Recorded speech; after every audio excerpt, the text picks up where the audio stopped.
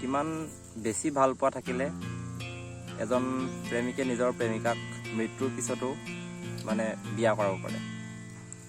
তেওঁলোকৰ মাজত কিমান বেছি ভাল পোৱা থাকিব পাৰে আপোনালোকে এবাৰ ভাবি চাওকচোন। কিমান বেছি ভাল পোৱা থাকিব পাৰে সেই হাল প্ৰেমিক প্ৰেমিকাৰ মাজত।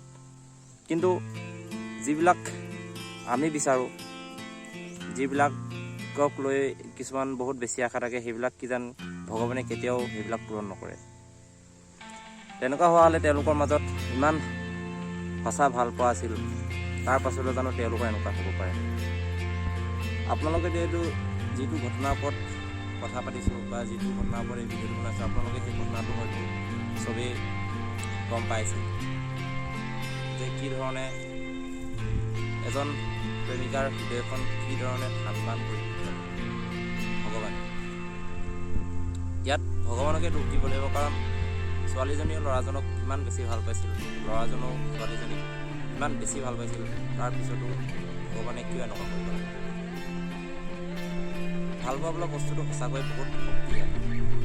ভাল পোৱা বোলা যিয়ে অনুভূতি আছে বা যিয়ে অনুভৱ, বহুত সাহস দিয়ে মানুহক যেতিয়া ই সঁচা হয়। কিছুমান ক্ষেত্ৰত দেখিব পোৱা যায় যে নিজৰ প্ৰেমিকে নিজৰ প্ৰেমিকাক কাটি টুকুৰা টুকুৰকৈ ফ্ৰিজত ভৰাই থৈ দিয়ে।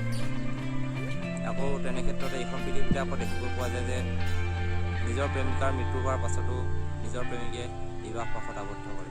মানে তেওঁক দিয়া জেগাখিনি আৰু কাকো দিব নিবিচাৰে। সেয়াই সঁচাকৈ প্ৰকৃত ভাল পোৱা। আমাৰ সকলোৰে মাজত এই প্ৰকৃত ভাল পোৱা থকাটোৱে উচিত। নহ'লে কোনো মানুহ ছুইচাইড কৰিব লগা নহয়, বা কোনো ল'ৰা ছুইচাইড কৰিব লগা নহয়, কোনো ছোৱালী প্ৰেমৰ কাৰণে ছুইচাইড কৰিব লগা নহয়, কোনো ল'ৰা পাগল হ'ব নালাগে, কোনো ছোৱালী পাগল হ'ব নালাগে। যদি আমাৰ মাজত সঁচা ভাল পোৱাবিলাক থাকে, যদি আমি ইজনে সিজনক সঁচা ভাল পোৱা দিব পাৰোঁ, ভাল পোৱা সাহস হয়। উদাহৰণ দি থৈ গৈছে আমাৰ এই ছোৱালীজনী বা এই ল'ৰাজনী। আমাৰ অসমবাসীৰ মন চুই গ'ল তেওঁলোকৰ এই কাহিনী।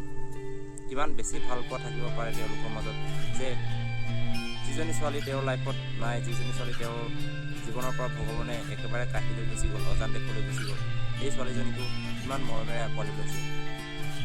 সঁচাকৈ তেওঁক অন্তৰৰ পৰা বহুত বেছি মানে সন্মান জনাইছোঁ।